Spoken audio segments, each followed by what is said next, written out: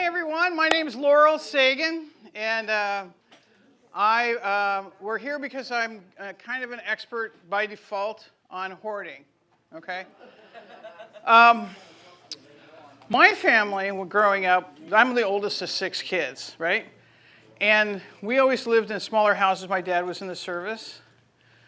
So I grew up in a Spartan lifestyle, right? Each kid was allowed 1 box of stuff.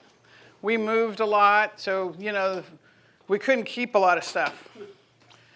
And then when I got married, I married into a family of hoarders. Okay? The first time we moved from a 1-bedroom apartment into a 2-bedroom apartment, and then we moved into a 3-bedroom house, and every time we moved, it took me a lot more work to move. And I started to realize that her parents also were hoarders. You couldn't walk through the house. You had to go through trails, and the garages were like, kind of dangerous and all this stuff. And I started to get into the world of hoarding. And then I got a call from the county coroner in Riverside asking if I knew a Judy Sagen. That's my mom.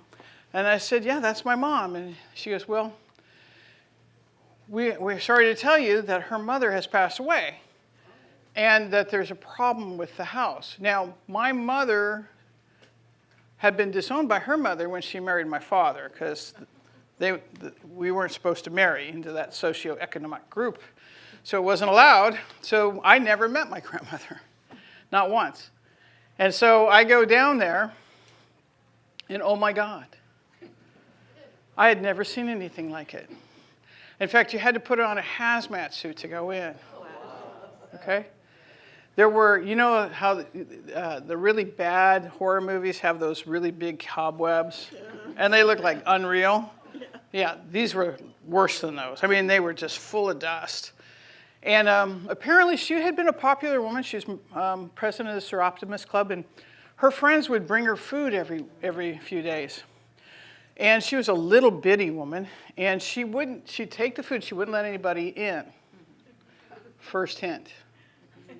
Wouldn't let anybody in the house. And she would take the food and just put it on a shelf. And then somebody else would bring her food. And she put it on a countertop. And over years, guess what happened? Rodents, dangerous conditions. And so when she passed, nobody could go in the house except for, hazmat people. And that was my first actual confrontation to what hoarding can be, right? Boy, after that, we made rules in my house, right? You bring something in, you got to take 2 things out. Yeah, right. But I started then, shortly after that, because I didn't know anything about real estate back then, and I started buying houses to fix up to rent out.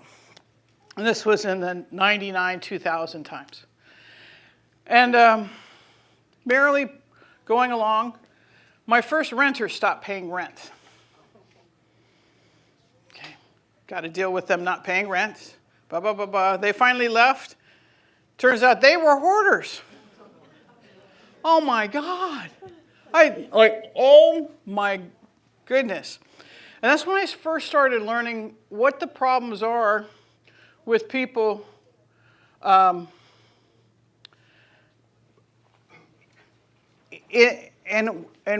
because they seem like such nice people. They seemed very sane when I rented to them.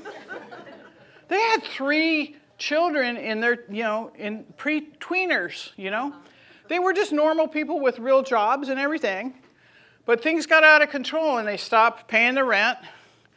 And they started, I swear they must have gone to garage sales every day. So much stuff and so much, like they'd stop cleaning the house or something. It just kind of got crazy. Now, in my early 20s, I was a social worker. Okay, I worked for the Hunger Project. I worked for some other groups of people. I led seminars on communication and other things. And I said, I got mystified. What is this hoarding thing? What causes that? So I started studying about it. And then later on, when I started buying cash for keys, I started running into a lot of hoarding. And the thing is that hoarders, they know that it's not right, you know? They're embarrassed. They're combative, you know? I would go and talk to a mother, and her adult daughter would come over and say, Mom, you have to clean this house up now, right? And she would have like all her kids come over and start throwing things into trash bags and hauling them out to the curb, and then her mother would be picking up the bags and hauling them right back in the house, right? And I'd be like, oh, darling, you don't know. This is never going to work with your mama. Your mom's not going to put up with this. It's not how you approach people who are hoarding. And so over the next 15 years, I really got pretty good at dealing with hoarding. And someone said, you ought to write a book. So I did. Now, I grew up here in South Sac. I went to Elk Grove High. I've been flipping houses since the 90s, fixing up and selling houses or renting them. And again, I'm part of the community. We do a lot of donations and stuff like that. But I want to talk to you a little bit about hoarding, how it starts. And now these are pictures from real houses I bought. Okay? This gentleman got into a car accident. He was in his 60s. And he had to go into a skilled nursing facility. And his brother was left with the house. Now, this is the garage. But about 10 things happened while he was in skilled nursing, right? One, people broke in the house. So people made it worse by going through everything. I took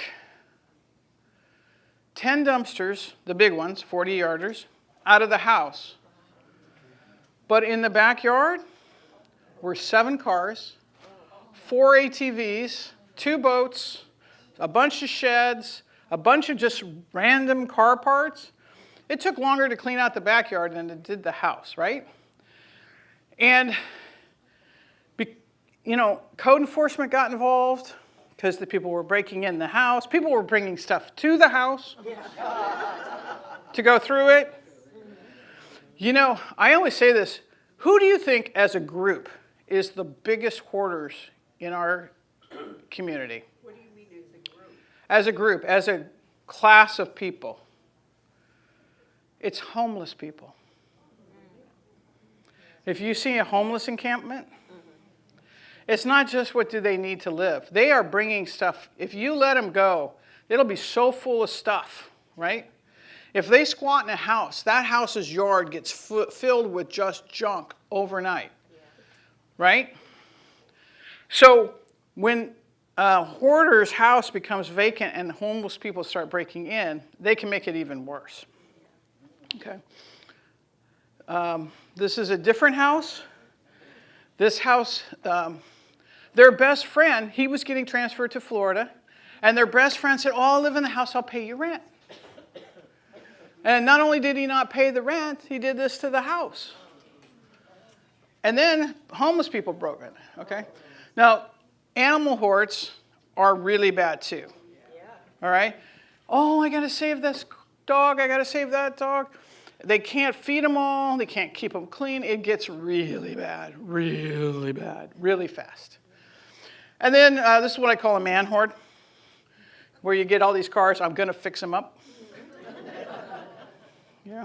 The only answer to a man hoard is either a junkyard or another man. Well, okay. Up. Huh? Okay, I'm not technology. Trying to turn the page. Okay, get the techie guy to help. Okay.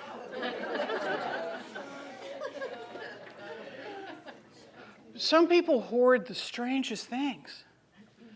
I had a gentleman, he had cancer. He lived alone. He had a house in East Sacramento, one of the most beautiful streets in Sacramento. And his realtor saw how bad it was and called me to help. And I talked to that gentleman through his screen door for over a year. I took him to the grocery store from time to time. His realtor would take him to the grocery store from time to time, bring things home to him. He was kind of a shut-in. But his mind really got fixated on a few things. So when we finally got in there, not only was there the hoard of things people normally think of, but one time the doctor told him to bring in a sample of his spit from when he was coughing up from his lungs. And just one time. But he kept, every time he coughed up, he kept the Kleenexes. And they were like in piles all over the house. He liked the club soda in the little bottles, and so he kept those for some reason. And he had like every can of food he ever ate was like stacked up in the, it was just very strange items that he was hoarding, and that happens a lot. This person was hoarding empty Bud Light. These are all empty. Oop. I turned it off. Nope. Don't make it worse. Oh, well, Okay, he'll fix it. So, one I want to say is that there's a difference between a pack rat and a hoarder, okay? Or a collector. People have collections. And for the most part, when people tell me, oh, Laurel, I'm such a hoarder, no, they're a collector or a pack rat, right? It's not interfering with their life. It's not a health and safety issue. But it can turn into a hoard pretty quick, right? And there's a lot of causes for it. As we age, we're not as able to take care of our collections. We're not able to do the maintenance. Sometimes we get circular thinking when we get like has anybody ever seen a friend of theirs go crazy when they get a UTI, urinary tract infection? People get, really weird, The other day I was visiting with someone. I had visited with him several times, and I could tell that he was sick and he was talking in circles. So I called his daughter right away, said, hey, I think your dad's got a UTI. You need to get him to the hospital right away. Sure enough, he had a UTI. So there's health reasons for this, but it's mostly circular thinking. And to tell you the truth, the boomers are the most susceptible to this because of what happened to them in their youth, right? The war, we were supposed to keep every little piece of metal. Don't throw anything away, you might need it. Right? Yeah. If you get enough metal together, you'll be able to give it to the guys for the bullets, right? And then the depression. And homesteading by nature, living in a rural lifestyle, a lot of us came into the cities from a rural mindset in the 50s and 60s. So, I'm at the end of the boomer range. But our generation seems to have it the most. But I really think the millennials will catch up too. So, oh, good. This person some of these papers were crazy old. This is the same house, by the way. They had a different hoard in every room. They collected something different in every room. This is inside of that house on that first one I showed you. Okay, this is not hoarding. Okay, so that's the last one. Okay, so aging affects it not only just because physically able to, but more wanting to hold on to things, more isolated the older we get. We're seeing a lot more hoarding after the pandemic. People got isolated. They want to hold on to things. And hoarding really starts kind of like, how do you eat an elephant or how do you boil a frog, right? A little bit at a time. Just starts it. Now, there's different kinds of hoarding, okay? One of the prevalent ones now that I'm running into a lot is the shopping hoarding. They'll buy stuff on the home shopping network or from Amazon, and I'll walk into people's houses and there'll be packages not even opened, stacked up above your head, in bags of stuff from like thrift stores and stuff like that, and the bags still have the receipts in them. There's people who are afraid of food. Oh, God. This one woman who I just helped, she's a vet. She was an Army nurse, psychiatry nurse. She was a psychiatric Army nurse.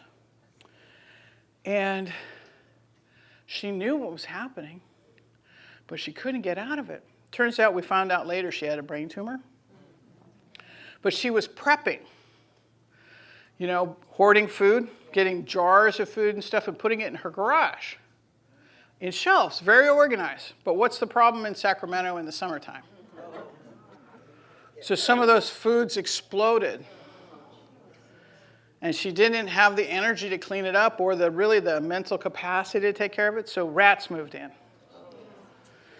And then life just got smaller and smaller.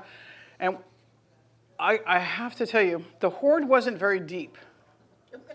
It was like about 3-4 inches deep all over the house, except for in the garage. It was bad in there. But there were so many rats that had moved in with her. They weren't even afraid of me, right? I went in there, and my handyman, he walked in, he turned around, he walked out. He said, I ain't, right? So I had to talk to her outside because of odor. It reeks, urine, stuff like that.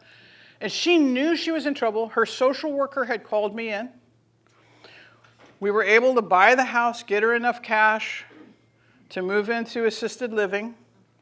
They found out they're now treating her medically. So it's not only a mental disorder, it could be a physical disorder that goes to it. Some people like to save garbage, right? Some people hoard animals, some people hoard papers, newspapers, magazines. They're usually neatly bound, but they're stacked up. You've seen these like conspiracy theory shows on TV. There was a 911 episode about the two brothers. And then men have different kinds of hoards for the most part. Not always, but for the most part. I have a famous one. I actually met his daughter. There was a gentleman who had just all these really parts, all kinds of parts, plumbing parts, electrical parts, nuts, bolts, all neatly arranged, but you couldn't walk anywhere because of all these parts. So the neighbor said, I want that stuff. So I always joke, the best way to get rid of a man hoard is find another man, right? And I met the man who took the hoard. His wife at another resource fair in the North area, and she goes, I'm still not over you doing that, But it's one way to get rid of a man hoard. Okay, so let's talk a little bit about how do you help a hoarder? Because we love them. First thing is, force never, ever works. You can't bully them, talk them into it, make them feel bad. They're in denial for the most part, right? It's not that bad. I'm just a pack rat. My mama was a pack rat. It's in the family. They'll have excuses after excuses. Or like if you start physically trying to take everything out, they're just going to bring it right back in. How many of you have seen those hoarding shows on TV, right? Which is right, because Dr. Robin actually lives here, and we actually refer people to her anxiety treatment facility because they got to get psychological help too. It's one of the things we always try to do.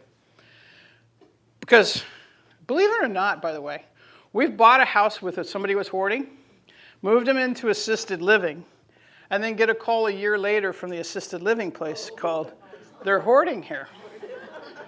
Right? Even though they get weekly house cleaning, they can hoard. A lot of them will take food back from the kitchen or from the dining room, put it in their room. And if they're not vigilant about going through the cupboards to make sure they get all that old food out, they can hoard pretty good. So what you have to do is rather than, Ruth, stand up for a second. So Ruth, I want you to try to go this way. Just walk. And I'm going to go this way, right? Now, does this work? No. No. But I want her to go over there, right? But she wants to go over there. How do I get her to do that? I come over here. And I go, oh, hey, Ruth, let's go this way. Go this way. But look over here. Look, he's cute over there. Yeah. But look over here. Okay, we'll go over here. Or, well, let's go over there. Oh, okay. We're going to go over there. This is where I wanted to go. Right. But now, oh, look over there. Isn't that cute? Oh, what are we doing over there? I don't know. It just takes a little while. Okay? Thanks. You're welcome. You got to get on the same side of the table as them. And you have to create what we call a new, brighter future. These people are burdened by their hoards, right? It's a lot of work to keep a hoard up. Do you realize how much work it is to live with a bunch of rats? It's a lot of work. It's a lot of anxiety. So how we work with people is we say, you know, if magic happened and you were no longer responsible for this, you know, for maintaining all your stuff, and you could do or go anywhere, where would you go? Now, does that happen? Does that work the very first time you do it? No way. No, but over time, with trust, you've got to show them a new, brighter future. And then they have to trust you that you're going to take care of their hoard. So that's one of the things we do. I promise people that I'm going to make sure every one of their items that can help somebody will help somebody. Because most of these hoarders are very generous in spirit, really. A lot of them start saving stuff that they didn't need because somebody might need it. Right? He didn't need a wheelchair, but somebody might. You know, the TV, the clock, somebody might need it. Somebody in the family might need it. Somebody might want it. He couldn't pull an engine anymore, but somebody might need an engine lift. Right? So we work with them, get on the same side of the table, and show them a new, brighter future. You know? The gentleman, remember who I said was saving his Kleenexes and things? He decided that if he could do anything, he would move to Ecuador, where it was cheap to live, and have some pretty señorita take care of him until he died. Okay? And I was like, okay, well, we can work with that. Why don't you visit your sister in Minneapolis on your way? You miss your sister. You told me that several times. So we called his sister, and he was going to spend a month with her in Minneapolis, right? And then move to Ecuador. He's still in Minneapolis. This is 3 years later, right? Because there was a new, brighter future. There was family. There was nieces and nephews. There was a life for him. He's doing really, really well. I hear from him, you know, a couple times a year, and he's doing really, really well. And then we turn that house into this beautiful house where a family will raise the next generation in, right? So it's win-win-win. The only way to help these hoarders or anybody else with mental disorders or particular things is to not resist them, but get on the same side of the table and work with them. And again, my staff and I are really good at that. A lot of times the houses are just too dangerous or it's too much to clean up, and we'll buy the house. We'll get them into a much better situation. And then we clear the house out, make it ready for another generation to live in. Let's see, these are, I think this is the last picture. Yeah. So I want to let you know that we are here to help, and we've helped people in a lot of different situations. One of the things I want to do is open it up for questions from you of different situations that you've come into, maybe in hoarding, or want to know if you're a hoarder. And we can answer, well, I'm happy to answer those questions. So, does anybody have questions? Yeah. About how long does it take to develop the new brighter future mentality? You know, different people are different. You know, depends on how stubborn they are. You know that, right? Some people are easier, like Ruth was pretty stubborn, right? But other people, you can distract them easier, right? Sometimes it's a year. I just got done this week working with a gentleman. I've been talking to him for 4 years. Now, the hoard was so bad and code enforcement was so insistent, it took 20 grand in just dumpsters and manpower to empty the place out. But code enforcement was like, empty this now, or we're going to start slapping huge fines. And it took code enforcement putting red tags on his place, telling him he can't go back in the house, for us to get him to move. And he trusted me. He just thought he could handle it. Now, the other thing that happens when people hoard sometimes is other people move in to help. Right? Whether it's their adult children who don't want to work, or druggies in the neighborhood. This gentleman I just told you about had 12 people sacking out. He had a duplex. 12 people living in this duplex. Air mattresses everywhere, people camping in the backyard, people bringing stuff from, you know, like they break in somewhere, they bring all the stuff over. Oh my God, it was horrible. And it got him in a new place. He's buying a house in Oregon, in a small town in Oregon near his family. He's going to be doing a lot better. But it took code enforcement. So that took 4 years. 4 years. That one took 4 years. Others take only, 2 or 3 months. Depends on the family. His family didn't want nothing to do with it. And so the only people talking to him in between my visits were the people who were sponging off of him. Right? Well, we'll clean it up, Larry, don't worry. We'll get code enforcement off your rear. But they were bringing drugs in the neighborhood and everything else, right? Most of these were 30-year-old guys that got nothing else better to do, or women, just druggies. That happens a lot. So it depends on the entire scenario. Most people really doesn't take that long. By the time I talk to them, their family's involved, and they're willing to look for their brighter future. I just bought another hoarder house, and she wants to move to Texas where her kids are, so she can be with the grandkids. That was easy. That brighter future was easy for her.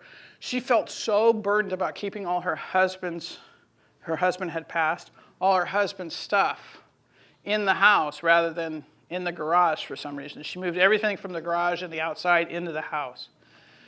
That was a little, but it didn't take long because the kids were involved. Come live with me, Mom, like that. So the situation managers is, one of the reasons I have on staff, Casey, who is a licensed assisted living administrator. She understands the senior living world really well. I have one person on staff, their whole job is to find homes for people's stuff, right? She finds places for things to be donated to so that people can feel confident that when I say, it's been hard since COVID. Nobody wants our stuff anymore.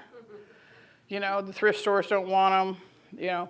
We used to donate to the vet center, but that thrift store vet center went out of business during COVID. He actually retired. He was getting pretty elderly. Again, what support does that person have? How stubborn are they? Right? And what is the future that they see? You know, I think actually this gentleman met a lady up in Oregon, and that's probably what helped. Yeah. Okay, any other questions? Tell me about your situations. I'm happy to give you coaching. For the sake of the online people and the recording, could you just wait till Sherilyn hands you the mic to ask the question? Okay. So speak into the mic. Yeah. Oh, my neighbor, she was much younger though. Yeah. She No, was there's probably- hoarders in the Gen Z and the millennials too. Yeah. Okay, so, but most hoarders are older? It's more prevalent in the boomers, okay? But again, we're finding, you know, the pandemic, 9/11, every generation has its trauma. This was before the pandemic, and she Okay, was my okay. Some neighbor. people come from hoarder houses. Believe me, I married into a group of hoarders. All siblings hoard. It is crazy how much work it takes for me to keep our house clear, and how the other family members all hoard.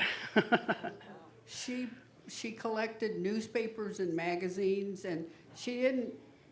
And you said she was a young person too, Yes, right? she was. She was in probably college, right? in her middle 30s.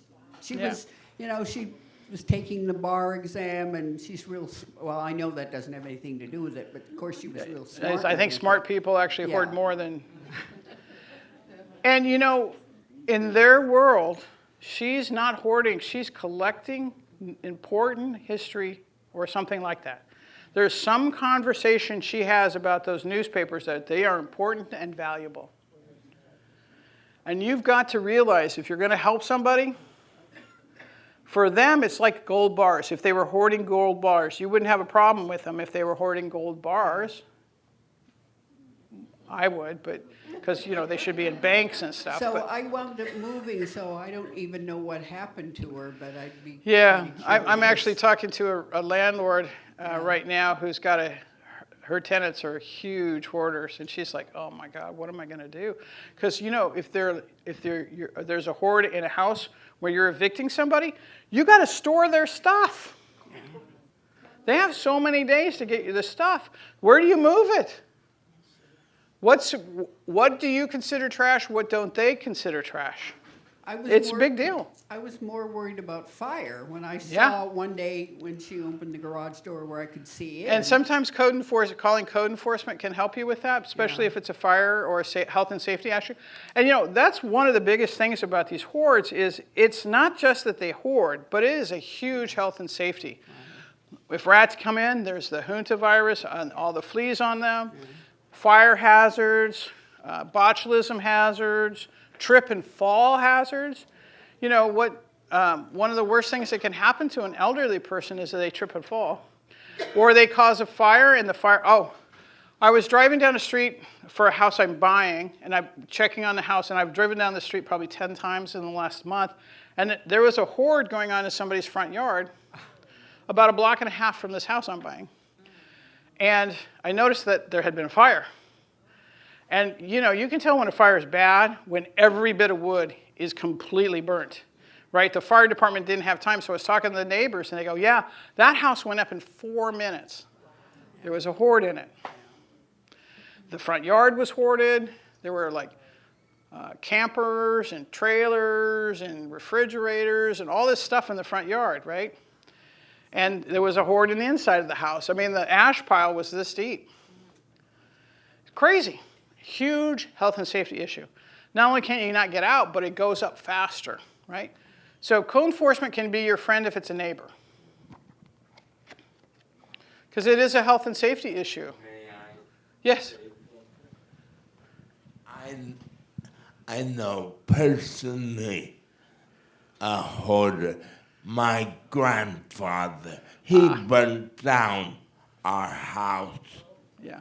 and my birth father, he threw his clothes all over and expected my mother to clean up his, or to iron his shirts to go to work. He was a radar mechanic. Oh, okay. So it can be even the best people can be hoarders, And pack rats can turn into hoarders, and then people will hoard out of nowhere. Always had a clean house, So I remember all my grandmother's friends, when we told them how bad the house was, she was always such a neat housekeeper. That's what they said. She was always such a neat housekeeper, but 30 years and not. So let's talk about the signs, by the way, of hoarding. I was talking to a family. They had no idea their mom was hoarding. She started about 3 years before, and all of a sudden she was just not letting them in the house. Oh, I'll come out. Let's go out to dinner. And they started noticing, Mom's not letting us in the house. Is there something wrong with the house? Mom, we can fix anything if, because Dad had died about 5 years before. Mom, we can fix anything in the house. No, let's just go, let's go to your house. She wouldn't let him in the house. So finally they got in the house and they saw terrible hoard going on. She'd been shopping on the Amazon and having food delivered. She had canned cases. And so son just realized she was lonely. A lot of it was loneliness.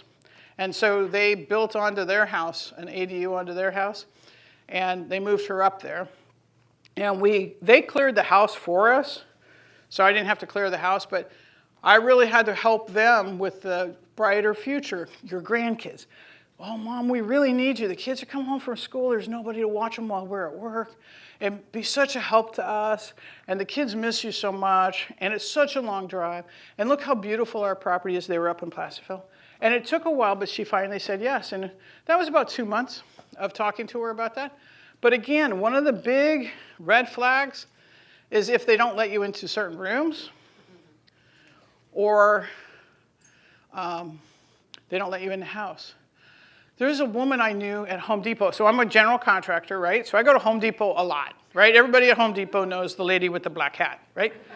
And so there's this lady I met, very coiffed hair, older woman.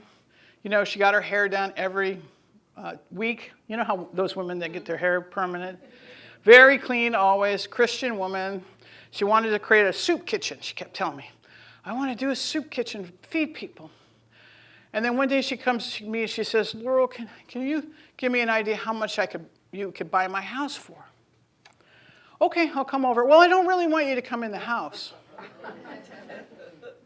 Oh, okay. Took me 6 months to get in the house. Now, this woman was always very clean, orderly, very polite, well-spoken. When I got home, I had to go into the garage, strip in the garage, throw my shoes away, and put my clothes into the washing machine right then and there and wash them. That's how bad it was. Mice everywhere. Dogs, she had like 7 dogs. I thought I was going to break a lung. She had 2 motorhomes, just full of stuff, several cars, trailers full of stuff. And it was all stuff for her soup kitchen, she said. And she had a whole bunch of stuff in the sheds in the backyard. And she had like 4 freezers in the garage. Well, the power went out. Yeah, do you know what that's like? And so the juices were dripping all over the garage. You couldn't really go in the garage. It was pretty bad. And to tell you the truth, I couldn't help her. She finally, code enforcement got involved, finally. I called APS because I was really worried about her, but they can't do anything. Adult Protective Services says she's still able to make her decisions. She's going to work every day. She's paying her bills. There's nothing we can do. People have the right to choose to live certain ways. Now, if there was somebody doing something to her, we could help. But they couldn't help. Somebody from her church finally convinced her to start taking the stuff and donating it to other soup kitchens so they would clean them. But it took a year and a half to get that place cleaned out. And then she sold it and went on, but she didn't sell it to me. So, again, how long? Each person's different. Their motivations are different. what they're thinking, or she was circularly thinking about that she needed to save all this stuff so she could feed kids. She had like 40 keyboards because she was going to teach kids how to play the keyboard, all in the boxes. She's working every day at Home Depot, living in her car, not able to go in the house. So, there's a lot of warning signs, and there's a lot of psychology behind it. Sometimes you just need to get a psychiatrist to help you. If you watch on those hoarding shows, I mean, you try to clear it out with them there. We never try to clear it out with them there. I try to get them convinced that I'm going to take care of everything, and they need to go do their brighter future. Because when you're trying to get them to decide on each item, it's tough. I look at those hoarding shows and I go, I don't have that kind of patience. Do you guys say that too? I'm like, just throw that stuff in the garbage, will you? But you got to have patience, and you've got to work on whatever was the cause of it and find them a new, brighter future. Yeah?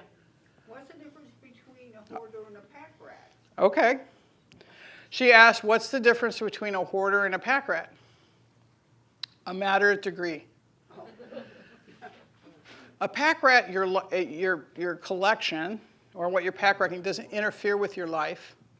It's not a health and safety issue. Okay?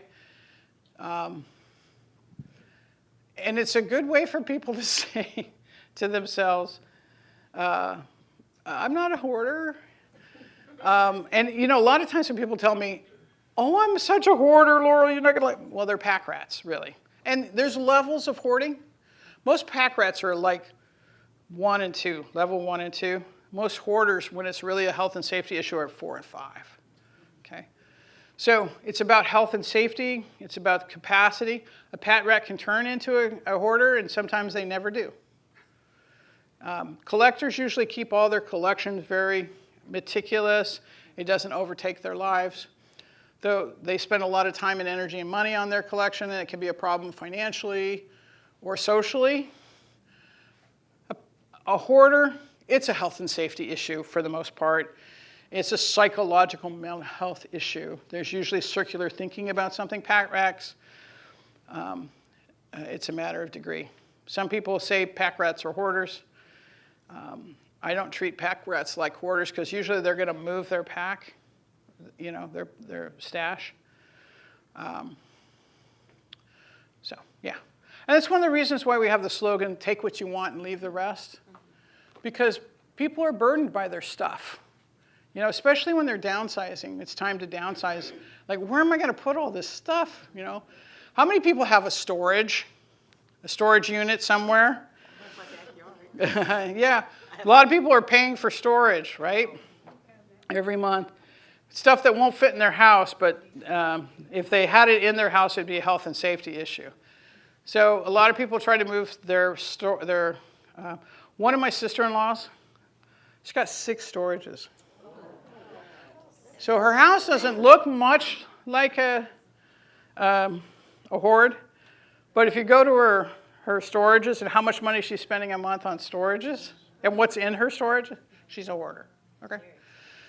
They had a pipe leak. She's up in Oregon. They had a pipe leak, and so most of her hoard in the house got thrown in the garbage because it was just moldy. So yes, try to work with her on not doing that again. Her sister is trying to help the whole family because I don't allow that at all, except for my garage. Don't go in my garage. You'll think I'm a hoarder. I give her the garage. Any other questions? It's tough when you live with a hoarder, by the way. We see teenagers living with hoarding. It's really bad. They can't bring their friends over. They feel isolated.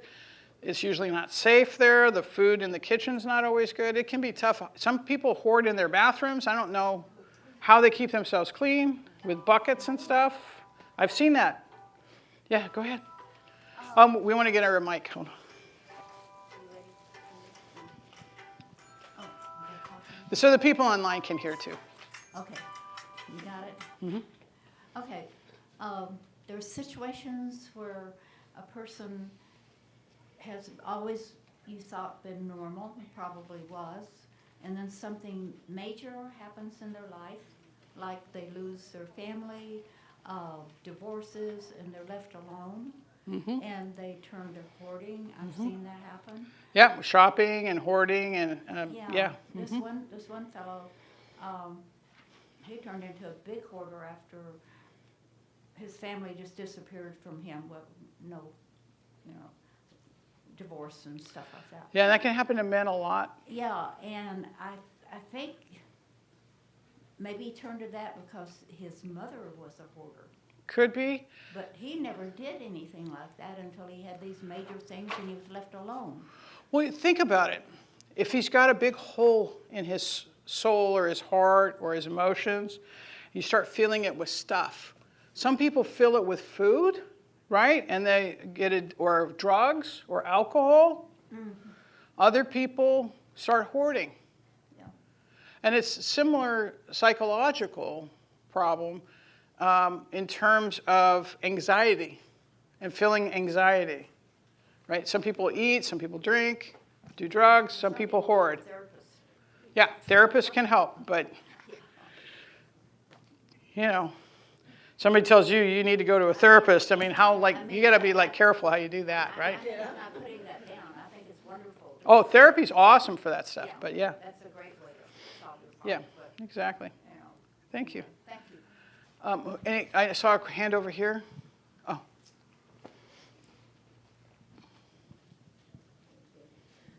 Laurel, what I want to know is who pays for the cost of this? When you have a hoarder, does your company, do you have rates for that? Does the family pay for it? Does the hoarder pay for it? So, yeah. Where does the financial responsibility okay. fall? For us, as we're cash home buyers, we're buying the house, and part of what we can pay for the house is not only the fix-up of the house, but how much is it going to cost us to deal with the hoard. So we take care of that. We take care of all the closing costs, the escrow, city and county transfer fees, and all that. We also take care of whatever needs to happen to the house, like a new roof or windows or the hoard being cleared out. So we take that into account when we give you the price for what we can buy the house for. So, yeah, the person pays for it, but not directly. Right, yeah. We just give them a slightly lower price on the house. Got you. And with code enforcement, say you have a neighbor that's hoarding their garage is all a hoard mess. Will code enforcement, can you keep your garage the way you want to keep it, in your backyard the way you want to keep it? Or will code enforcement, if they It depends on the degree, right? Will they respond to that? Yeah, you got to talk to the code enforcement officer. A lot of times in backyards, because they now do drones over backyards and stuff, if they feel like there's a health and safety issue, code enforcement will step in. They're mostly worried about front yards, to tell you the truth. You've got to be persistent to talk to them about backyards and other stuff. But if you keep, if neighbors complain, though, they go and check it out. And if they can do something about it, they will. And the different jurisdictions have a different tolerance level. Yeah, Sacramento County, they're mostly looking for if it's a drug problem or a neighborhood problem or a health and safety problem. Citrus Heights, Roseville, Rancho Cordova, a little bit more on top of the aesthetic of the neighborhood, right? So different, they've got different municipalities have different concerns. I love code enforcement officers. I think they do a dangerous job because mostly they're not dealing with hoarders. Mostly they're dealing with drug guys who are causing problems in neighborhoods or something like that, So a lot of hoards, there are different kinds of hoards. One of them is these homeless drug guys. They're pretty dangerous. Okay? Some people are too, like, this is my house, you can't come in, no way, and they get really belligerent. Especially men folk can do that. You got to watch. Like I said, some people are stubborn, other people are more passive. Yeah. Any other questions? Well, thanks so much for coming. If you come up with any more questions, just please give us a call or email us, Laurel at Laurel Buys Houses. I will sign your book if you want, but you are more than welcome. These books are free to us. I have a couple other books, by the way, in case you ever need them. They're free as well. I wrote this one for older people who are going from living in their own home to needing to either live with a relative or assisted living. And I have a lot of checklists in here about how to sell your house with a realtor or a cash buyer or to a private person, or if you're going to move in with a family member or to assisted living, just different checklists of how to deal with that, questions to ask people, and kind of the normal way to do things. And then another book, everybody said, you should write a book. So I have 5 of my women attorney friends, and I wrote a book about inheriting probate, trusts and stuff in California, okay? And how it works, and what you should do yourself and what you should not do yourself, and how the whole probate system works. We help a lot of people who inherit a house when there was no will or whatever, and it's really nasty. So we're always encouraging people to get trust. So half this book is about why you should get a trust, okay? So if you don't have a trust and you have a home or you have minor children, shame on you. Don't get a trust if you hate your children. I'll put it that way, okay? So we have that book too, if that would help anybody. You can always contact our office if it comes up. And we do another program called Cash for Care, where when people are moving into assisted living and they need cash now, we'll give them cash while we're buying the house to get them in and into assisted living or memory care if they need it. Yeah? Oh, I just want to ask a question. So your books are available by calling that phone number? Yeah, or emailing us, yeah. Mm-hmm. Or the email? Yeah, they don't have it there, but it's Laurel at Laurel Buys Houses. Yeah. Or go to our website. There's a form on our website you can fill out for the books. Okay. So thanks so much for coming, guys. I appreciate it. I'll sign your books if you wish. And thank you for being such a great group and asking such awesome questions. Thank you so much.